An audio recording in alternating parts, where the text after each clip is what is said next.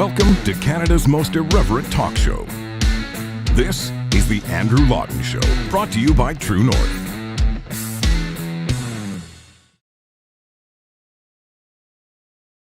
And welcome to you all. This is Canada's most irreverent talk show, the Andrew Lawton Show, here on True North. It is Wednesday, March 15th, 2023. Hope you are having a wonderful day. It is the latter end of the midway point through the week. So if you are a Monday to Friday worker, you've just crossed over the threshold, and it's all, I don't know if it's downhill. I can't say it's all downhill from here. This is like the big old confusion, because downhill implies that it gets worse. But if I say uphill, that implies it's harder. So I will say it hopefully only gets easier for you, or you've just like procrastinated all the week's work to Friday, and now you have to condense 5 days of labor into one.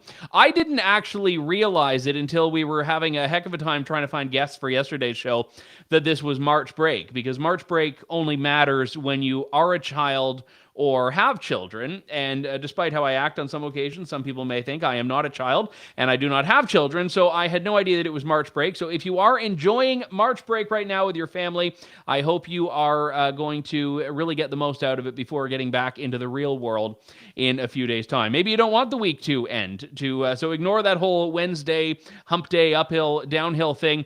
Lots to talk about today. Going to delve into local politics, but I think there's a national flavor to it very shortly, with the latest news out of Oxford, a Conservative stronghold with an upcoming by-election, and the Conservatives have disqualified one of the nomination candidates, and there is a little bit of a suspicion about why, and it has something to do with his beliefs. So that's going to be coming up with Scott Hayward from the group RightNow. Another local story that I think is national in nature is not far from me. I'm in London, Ontario, and this week we learned that in St. Thomas, which is just a town about, 30 minutes south of me, they are getting a giant 600-hectare Volkswagen electric vehicle battery plant. Now, this sounds exciting. It's a big employer for the city. There used to be in Talbotville, which is just outside of St. Thomas, you're getting all of the southwestern Ontario geography today, a giant Ford plant. They made the Crown Vics there, and at a certain point, they shut down that plant and left a lot of people who had skills in the automotive industry out of work. So from a St. Thomas perspective, from a Southern Ontario perspective, this is great news. Investment, development, it's a new plant, it's electric vehicles are the future. But you look a little bit further through it and you kind of wonder, all right, how is this coming to fruition? Is this Volkswagen looking around and saying, we really think this is the place that makes the most business sense because it's affordable land, there's a labor pool, or is it that they were paid to come here? Now, this is where we get into the nitty-gritty of this, and I want to let Francois-Philippe Champagne, the industry minister, have the first word on this, because he won't actually say how much the federal government spent to bring Volkswagen to St. Thomas, Ontario. In addition to what you laid out, I'm going to ask you very bluntly, Minister, did you have to cut them a check, and how big of one? Well, listen, you always have to be part of I always say government have to be part of the equation when you come to these large investments. You mentioned the Inflation Reduction Act in the United States. You will recall that in the fall economic statement, we said that we intend to level the playing field, that we would be selective. So obviously, government have to be part of the equation. And I appreciate all those points, and I'm certainly not trying to take away from them, but it's a really long-winded way of not answering, Minister, the original question I posed. Am I to interpret from your answer that the federal government did invest, did cut the company a check? And again, I'm going to ask on behalf of Canadians, I'm not saying the investment isn't a worthwhile one, but how significant is it? How big is the size of the check you had to cut? So I'll answer very clearly your question. Canada had to be part of the equation. And I'm not going to go into the details because we have discussions with many others. So discussions are commercially sensitive. But as always, Vashi will recall, we always make that information public in due course. I like how he prefaces that with "I'm going to be as clear as I can" before saying nothing at all, except for we had to be, quote, part of the equation. So we know that this is a big deal here, billions of dollars. This is the first North American electric vehicle battery manufacturing plant Volkswagen has. We look into some reporting that's been done outside of Canada, specifically in the Financial Times.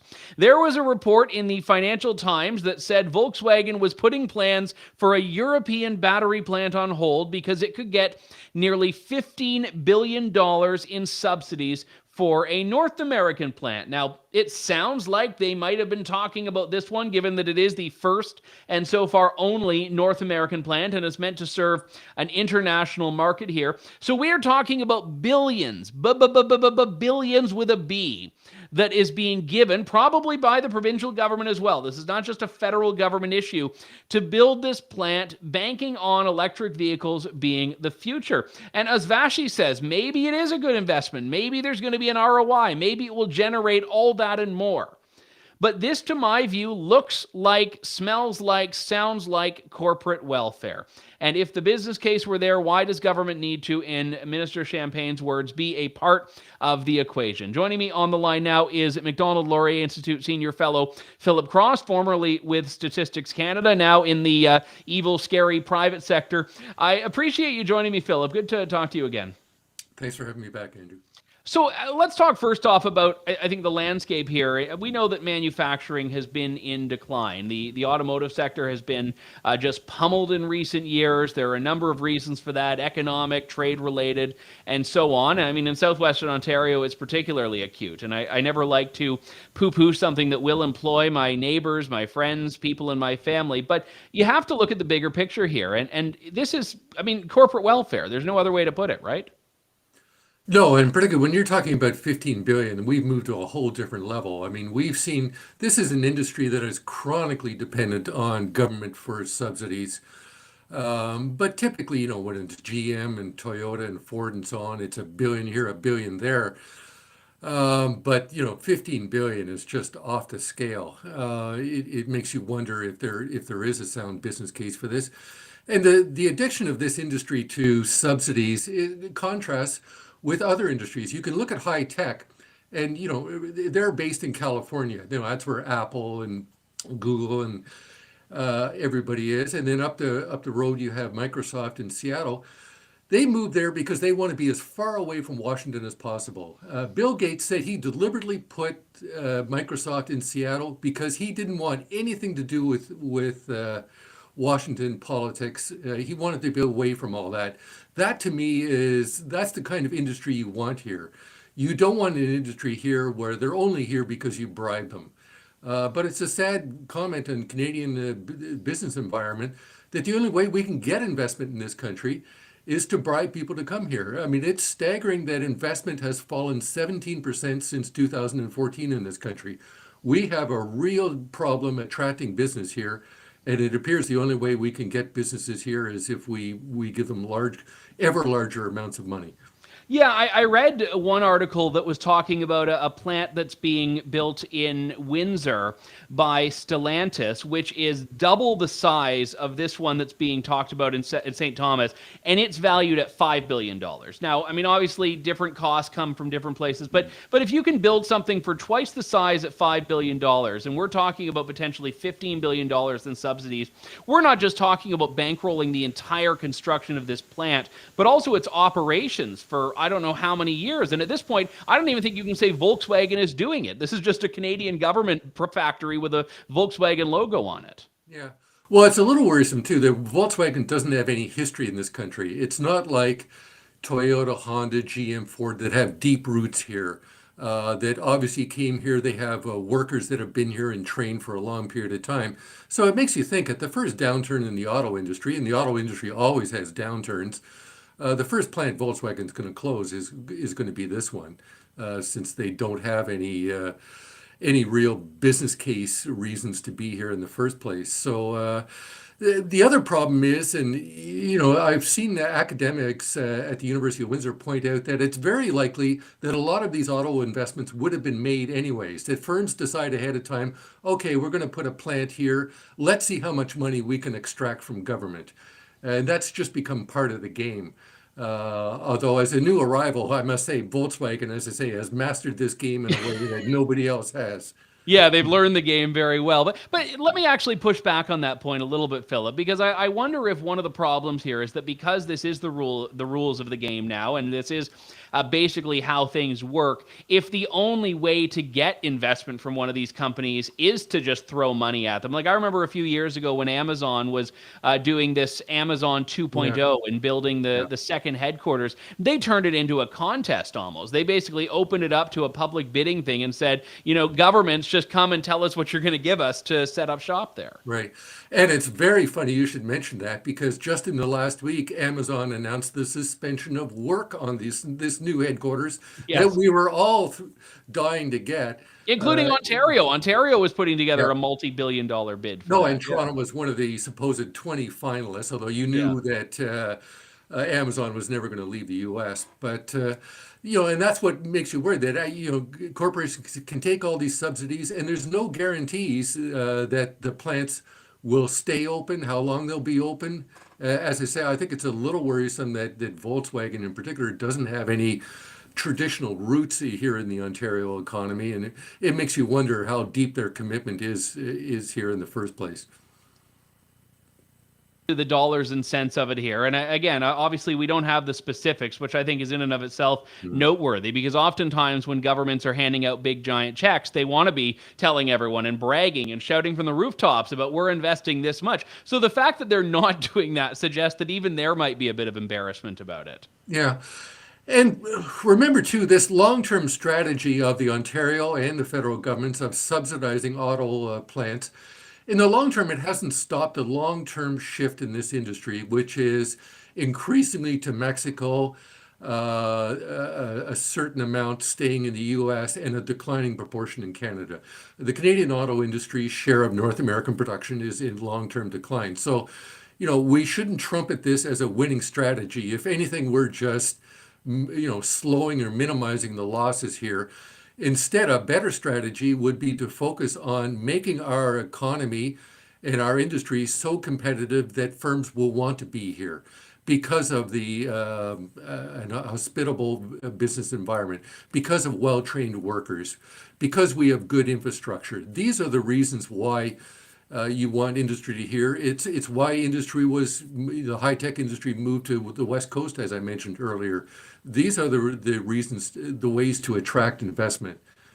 I may be wrong about this, but it strikes me that there may be an ideological component here, given what they're manufacturing here. This isn't just a garden variety widget factory. It's not even a car factory. It's an electric vehicle battery factory. And we know that this particular government has been very, very much focused on climate initiatives, on green tech and all of that. And I think that when you start letting these things cloud your economic judgment, you're not making economically sound decisions. Very much so. I couldn't agree more. I'm glad you brought that up. It was a point I wanted to make, that this really does seem to fit the ideology of this government. But as usual with this government too, the facts on the ground don't really support it. I think most people would agree that electric vehicles aren't that much better for the environment than internal combustion engine vehicles. That this is really a lot of greenwashing. Too, and I mean the life cycle of manufacturing a battery is insane for emissions, for environmental harm, all of that. Yeah. Yeah. So if you were really committed to reducing emissions, you would want people to just drive less, to change their lifestyle. But of course, no government will mention that, because the minute you start telling people you're going to have to live in downtown in small homes, you're not going to be able to travel much, you can forget about flying around the world, immediately you're going to lose the next election, and you're going to lose badly. So instead, what we do is, we subsidize firms. We tell them to build electric battery vehicles, and we pretend the problem's solved.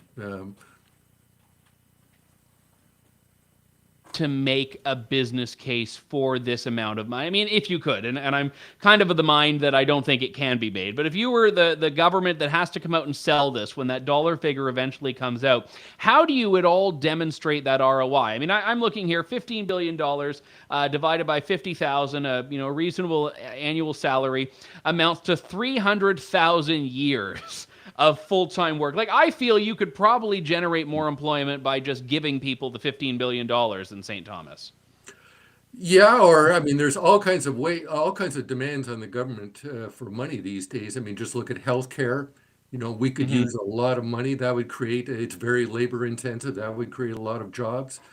At the same time, the government's been being very cheap in supporting Ukraine. The Americans give checks to Ukraine for billions here and billions there, and we hand out 10 and 20 million here and there. And, there's a lot of different, you would think there's a lot of more useful ways of spending $15 billion than building one electric battery plant, no matter where it is. So there's an argument here, I think, that if a bank wouldn't give that money, why should a government? Do you think that's fair? Do you think there is a role for government to invest, to use their word, in a way that isn't as focused on business case? Well, the auto industry seems to be the exception. I mean, that seems to be an industry that, as I say, is just so completely addicted to subsidies, and they've made the case so well. And don't forget Bombardier. They're feeling left out of that analysis. Okay. But it seems to be that industry is the worst. And I don't know at this point if we're going to be able to stop it, but we should at least start capping the subsidies. At some point, I thought we had international trade agreements that were going to stop this kind of nonsense, amongst other things. I should mention. I mean, you look at how the Americans complain about subsidies in the lumber industry, and yet when it comes to the auto industry, it's, everybody subsidizes everyone and nobody makes a free trade complaint about it. So, you would think at some point somebody's going to blow the whistle on this, but the point you raise about bank loans is a very valid one. Why, if the business case is so compelling, then why don't firms just do this on their own? And I suspect these academics in Windsor are right that if we just stop subsidizing, I don't think the industry would disappear tomorrow. I don't think it would pull up roots. It has deep roots. It has a lot of traditions and a lot of workers and links established with suppliers in southwestern Ontario. It's not going to wreck that overnight. So, but it's just a matter of no government is brave enough to be the first to say no. Yeah, very well said. Philip Cross from the Macdonald-Laurier Institute. Always a pleasure. Thanks for coming on today. Thank you. Thank you. I would add to that as well. I mean, one of the challenges is that subsidies delay necessary industrial, I don't want to use industrial revolution in a grand sense, but they delay revolution within industry. There's a better way of putting it, because if you are being propped up by subsidies, you have no reason to look inward and say, hey, maybe something we're doing isn't right. Maybe something we're doing needs to change. And in this particular case, I mean, electric vehicle manufacturing is probably one of the biggest rackets because the consumers are not there.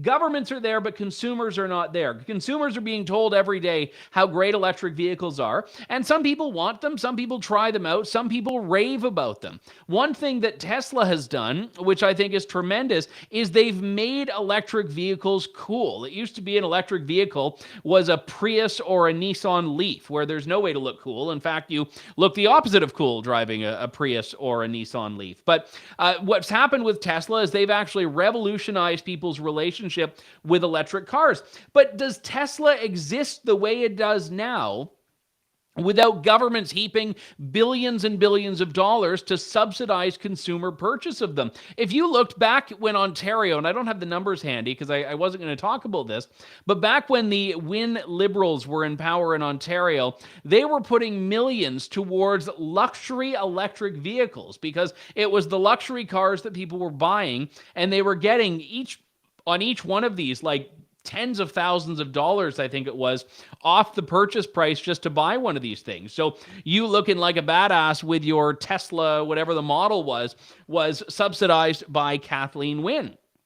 And all of that is, I think, part and parcel of why this is an industry that lives on subsidy. And the people that talk about this in ideological terms are very inauthentic. I don't have the clip handy, but when we were covering the World Economic Forum a few weeks back in Switzerland, in Davos, there was this one mining executive that was on this panel. I think his name was Andrew Forrest.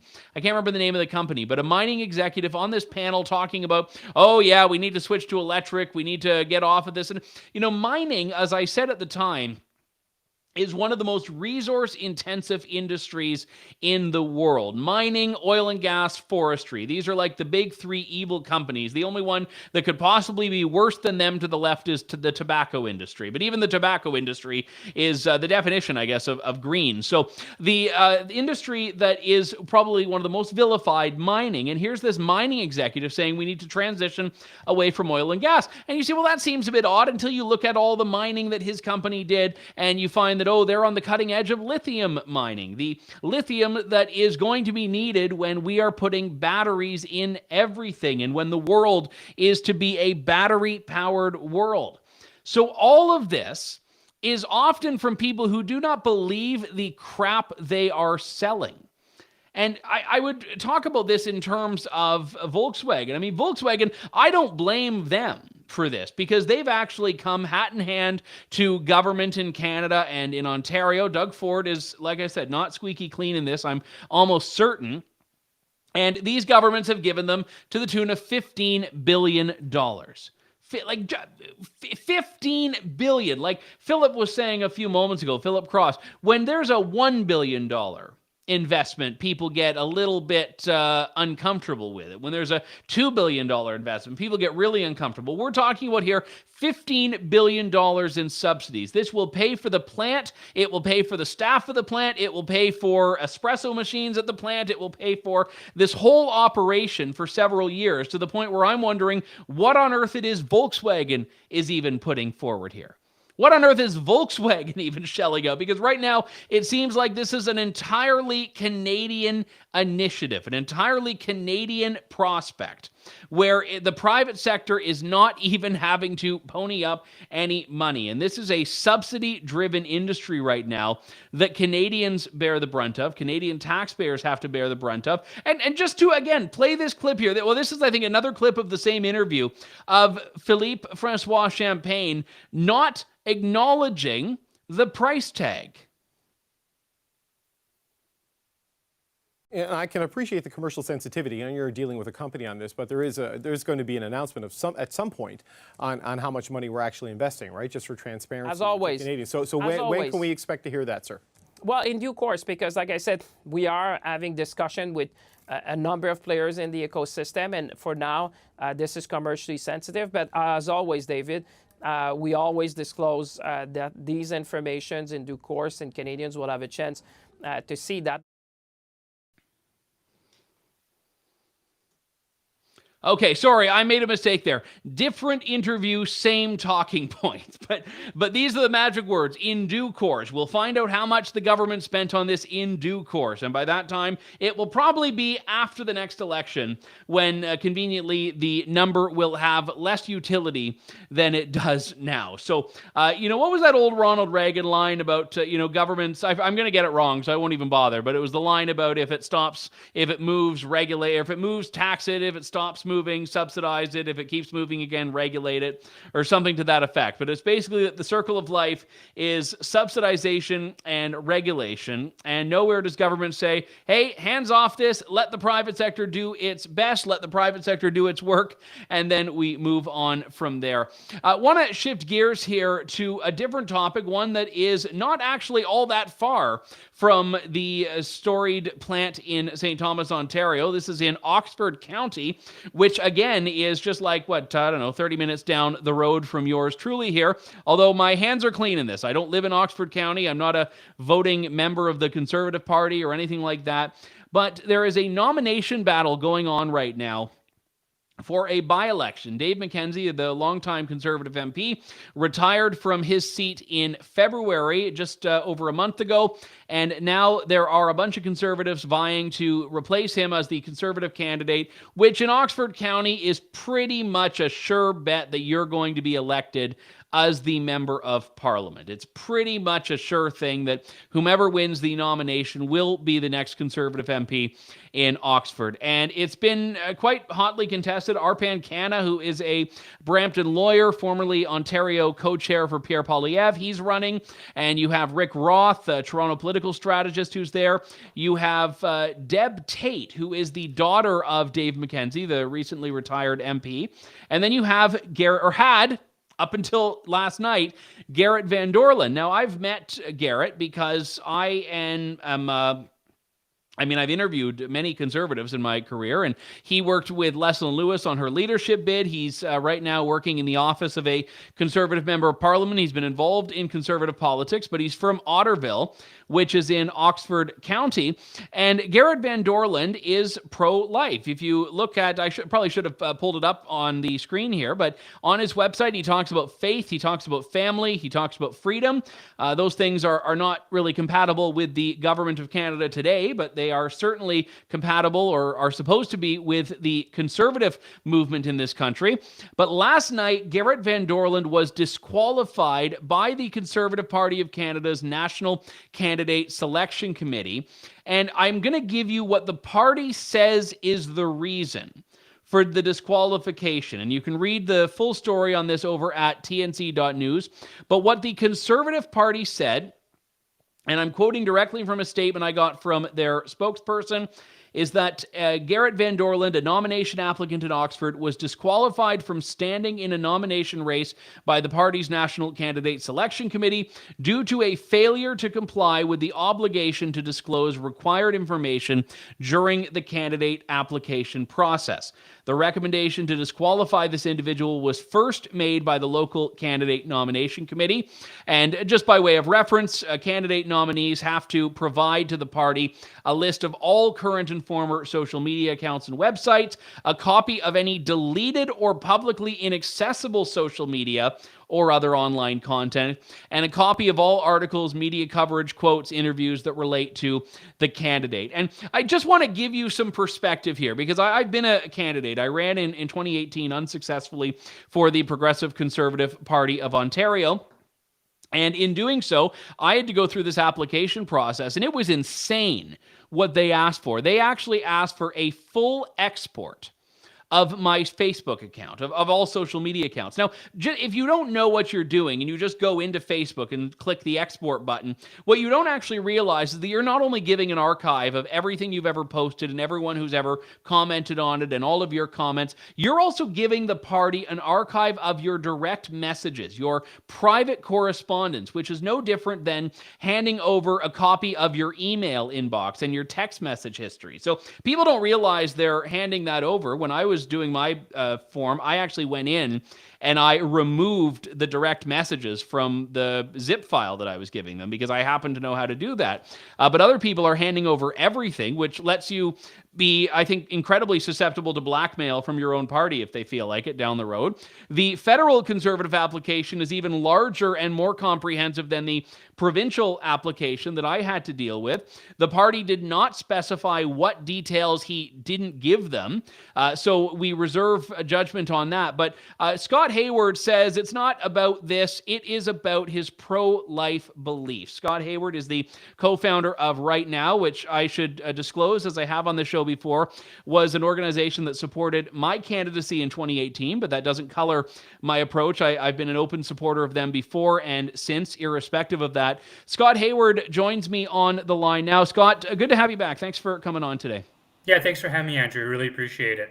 So why do you think, first and foremost, that this was about Gerrit's pro-life beliefs? Well, I think it's a combination of a couple things. I think that does play a role in it, of Gerrit's strong pro-life beliefs.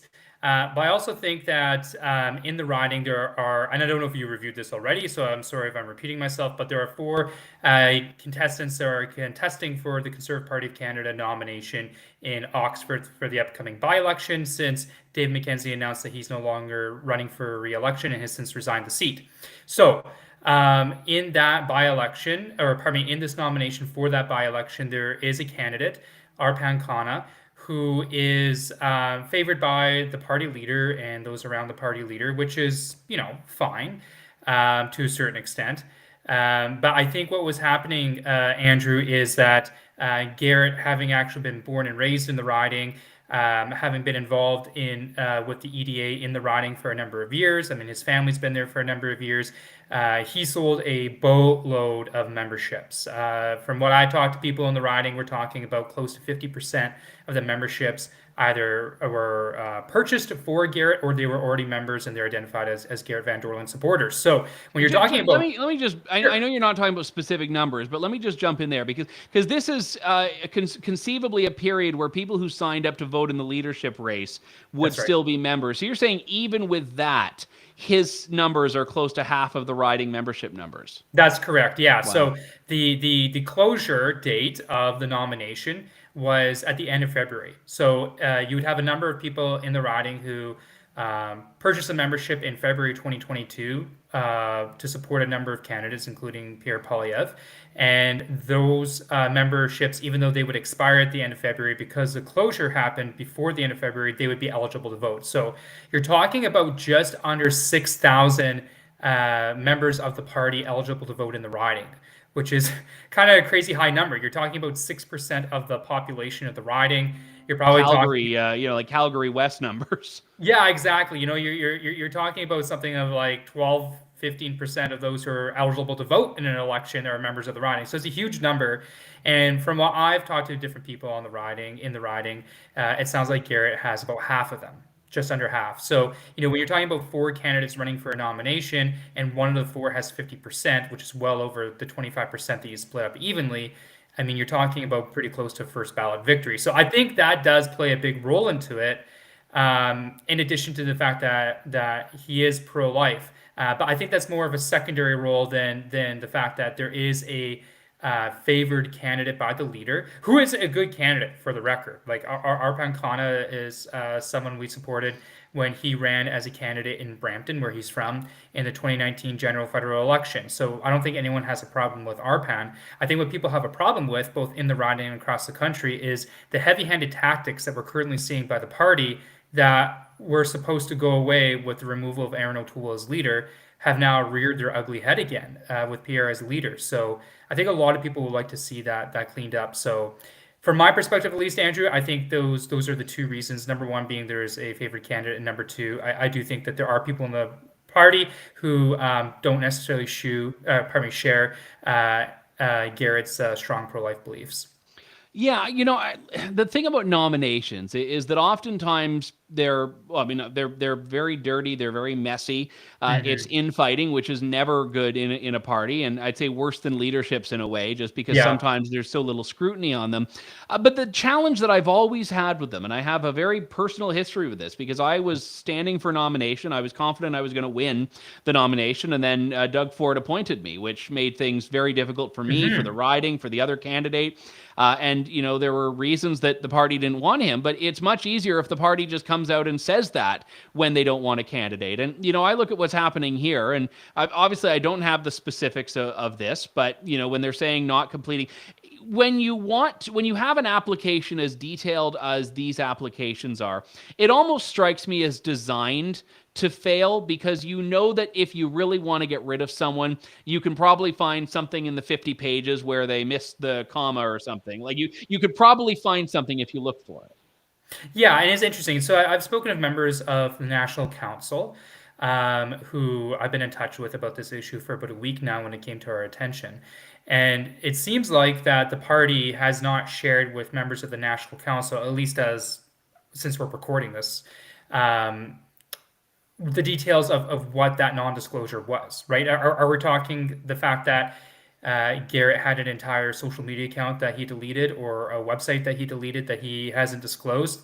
Given that that's a question in the 50-plus page candidate application for the Conservative Party of Canada, which frankly is not a bad question to ask.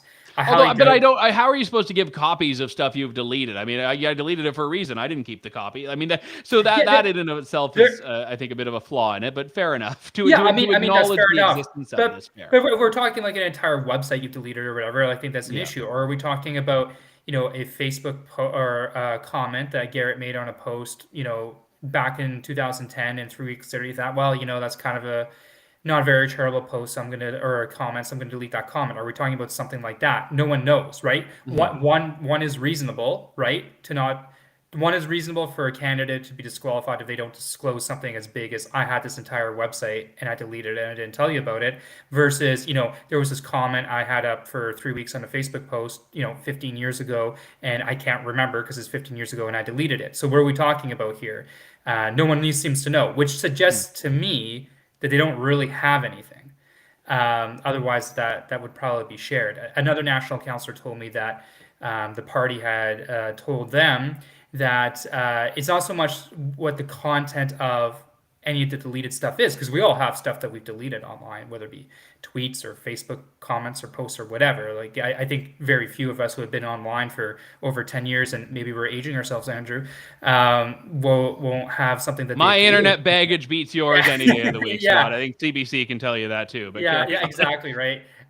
So the national councillor kind of told me, well, if the content doesn't matter, then why do we care? And if it's not that big of a deal, like is it reasonable that he forgot this, or is it unreasonable? And those are the questions that are left unanswered, even by two national councillors, again, which strongly suggests to me that there's nothing there. Now, it's interesting that you mentioned, Andrew, when you were running for your provincial nomination in London West, I believe, for the Progressive Conservative Party of Ontario. And I think, and I agree with you, that you were well on your way to win that nomination. And then all of a sudden you were appointed by the now Premier Doug Ford. I think that does a lot of candidates, even yourself, a disservice, because it rubs a lot of people the wrong way. And it's interesting because I don't know if you've talked about this on your show yet or not, but Arpan himself has come out and said, well, Gerrit should be reinstated. And he sent a public letter to the National Council, because the appeal is going to be heard over the weekend, that Gerrit should be reinstated. And Rick Roth, who's another candidate running in the nomination, has said the same thing as well. So, if you are a candidate that is, in a position to win with Gerrit gone, you're probably not going to say anything, right? Because you're gonna win the nomination with him gone. But like I said, I think Arpan is a good candidate, is a good person, and so I'm glad that he stated that. And if Gerrit thinks that he should run, and Arpan thinks he should run, and Rick Roth thinks he should run, and members of the party think he should run, and members of caucus think he should run, then I would certainly hope that members of the National Council and the leader and those around the leader would also share that view. And just going back to the fundamental principles here, and I know people's eyes may glaze over when you start talking about, what's in the party constitution, but like, in all honesty, you get the outcome you want, or you get the process you want. If you want open and fair and transparent nominations, then have them. If you want preferred candidates, which is an entirely legitimate approach to building a party, I think it's entirely legitimate if the leader says, no, we need to put a certain type of candidate forward in each riding, then be transparent about that and don't go through the whole charade. And nothing bothers me more. And this was like Patrick Brown 101, where you say, we're going to be the party of grassroots, the party of democracy, but then every nomination is somehow manipulated to have the outcome that Patrick Brown wants. Yeah, I would agree with you on that to a certain extent. Like, I think if you had, or if there's an attempt to amend the Constitution of the Conservative Party of Canada to state that, X number of ridings, or in a by-election and outside of general, we're going to be appointing candidates as opposed to allowing the nomination process to go forward, I don't think that'll be very popular with a lot of supporters of the party. But that proves the point, though, because the party has decided that open nominations are important. In theory. In practice, we're seeing something else completely. And again, I go back, we're early days into Pierre Poilievre's leadership, and I think that there's a lot of positive changes that have been made in relation to the previous leader, and I think a lot of people would agree with that. But this is the type of stuff that led to the end of the leadership of Aaron O'Toole. And I think a lot of people don't really want to see that happen with Pierre. I mean, even if you didn't vote for Pierre as number one, I didn't. I voted him number two. Leslin was number one for me. We in the Conservative Party of Canada, they have gone through what, 3 leadership races in 5 years or something like that. I don't think people are really interested in doing that again. But it's stuff like this that inevitably kind of leads it down that road. And so I hope those kind of close to him are learning this lesson today and throughout the rest of the week. And I hope National Council does accept the appeal of Gerrit and reverse the decision that let's not go down this road anymore, because it isn't in the nature of the party, like you were saying. If there was a move to amend the constitution of the party to allow for appointments, I think there would be a big uproar. Whether those people are pro-life or pro-abortion, or whether they are libertarians or fiscal hawks or foreign policy hawks, or whatever the case might be, whatever type of conservative they are, I think we can all probably agree, even red Tories, I would say, I think we can all probably agree, like all the way around, people just want to have an open, fair nomination process. Now, that being said, I think a lot of people would also agree that there should be some sort of mechanism in place to have disqualifications when necessary. Sometimes there are people who want to run for public office who have done things in the past that are just extraordinarily problematic, and that political parties are at the end of the day private clubs, but at the same time they establish rules of the need to apply even-handedly. So a party should have the right to disqualify, a lifelong liberal who just sees an opportunity to co-opt a nomination, for sure. But these things should be done in the most, I'd say, narrow way possible, while keeping with what the grassroots want. And I mean, in some ways, I might even say let the liberal run, because the members would reject them. Exactly. That's a whole can of worms. Yeah. Exactly, right? Like, I think there's a lot of reasonable people within the Conservative Party of Canada that makes up its ranks and files and the members, right? And I think we've seen the reasonableness of party members, in the last 3 leadership races, I would argue, right? And I think that there's a self-regulation mechanism there to be had, right? And I think that the process of disqualification is something in an extreme.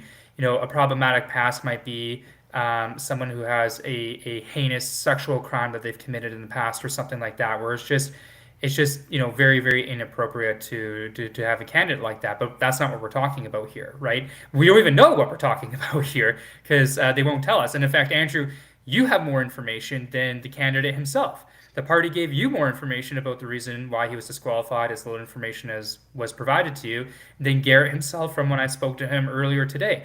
So that's also interesting to me, that the party is communicating with members of the media more than they are with their own members and their own contestants. I mean, it'd be very interesting, Andrew, if you were charged with a crime and you went to appeal it, and you had no evidence presented to you as to why they charged you with that particular crime. And that's what we're experiencing here. So, again, these are things that we saw in the past under a previous leader, in the pretty recent past. And, hopefully the lesson is learned here today and this week, and this is something that can be reversed and something that we don't see again going forward. Scott Hayward of RightNow, thanks very much for coming on today. Thanks, Andrew. Really appreciate it. Thank you. Just on that last point, I should say, I got into this weird, I don't know if it's a Twitter fight, because I was sort of just doing it haphazardly while I was doing other things, but a Twitter exchange. I broke my rule and I engaged with an anonymous Twitter account. So I beg forgiveness of the standards I've set for myself. But someone who was taking aim at the fact that in the headline of the article I wrote about this for True North, said that a pro-life candidate was disqualified. And I quoted Scott Hayward, a comment that he made earlier today, saying that he thinks he was targeted because of his pro-life beliefs. And I included at the time that the party had not given any reason, which they hadn't. And then I published the story, and then, like 30 minutes later, the party gives me a reason. I include that in the story, as I told them I would. And then this person was like fighting with me about misrepresenting because he wasn't disqualified for being pro-life. I never said the party said he was disqualified for being pro-life. I said he's a pro-life candidate who was disqualified, which I think is very much the case. And I appreciate Scott taking a bit of a nuanced view here, that he also appeared to be a front runner when the party may have its own preferred candidate. And look, I worked with Arpan many years ago in Ottawa. I liked Arpan a lot. This is not about him. In fact, Arpan is probably one of the most, I mean, except for Gerrit, who was disqualified, Arpan is one of the most disadvantaged right now, because he now looks like he's being given this invisible hand pushing him across the finish line. If he was going to win, let him win. And that's it. Have a fair fight. And that's what Arpan has called for. It's what Gerrit's called for. It's what Rick Roth called for. And I was just thinking, Deb Tate, who's Dave McKenzie's daughter, I don't know if she's called for it. I looked for her on Twitter and I couldn't find her on Twitter. So maybe she has or has not. But nevertheless, there is always going to be more to nomination battles. We'll cover that as the show progresses in the week ahead. Just on our closing note here, I have to end with an update to the great quest for a special rapporteur on China's interference in Canadian elections. I would like it noted that I lost, because I predicted it was going to be Beijing Bev herself, Beverly McLaughlin. It is not Beijing Bev. It is David Johnston. So David Johnston, the former Governor General, who was also by the way, the commissioner of the, what was it called? I forget the name of it. The Leadership Debates, was it the Leadership Debates Commission? Yeah. He was the Leadership Debates Commission's commissioner who made the decision to ban True North and Rebel from covering the debate. So that is the eminent Canadian who's now the special rapporteur on interference in Canadian elections by China.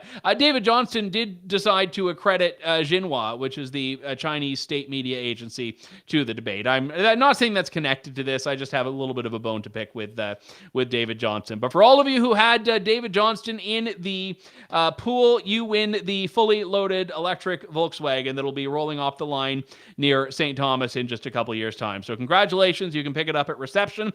That does it for me for today. We will be back with Fake News Friday in just 2 days' time, and then more of the Andrew Lawton Show next week. Thank you, God bless, and good day to you all. Thanks for listening to The Andrew Lawton Show. Support the program by donating to True North at www.tnc.news.